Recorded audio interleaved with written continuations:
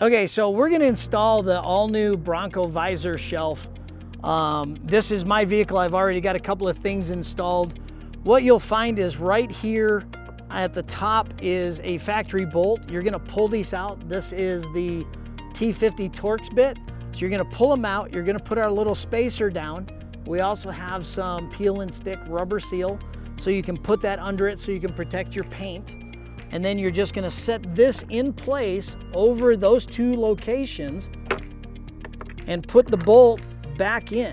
And again, this is the T50 Torx bit that you're gonna tighten up.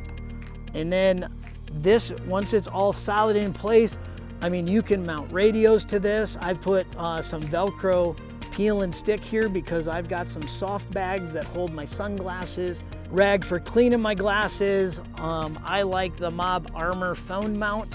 So I've got that guy and it just pops on right there. So my phone is up high instead of being in the way on the dash.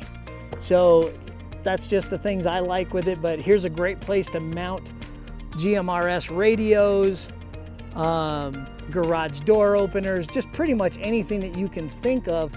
And you still have about 3 to 4 inches in height to the bottom of your soft top or your hard top freedom panels. So again, this is the Bronco Visor shelf.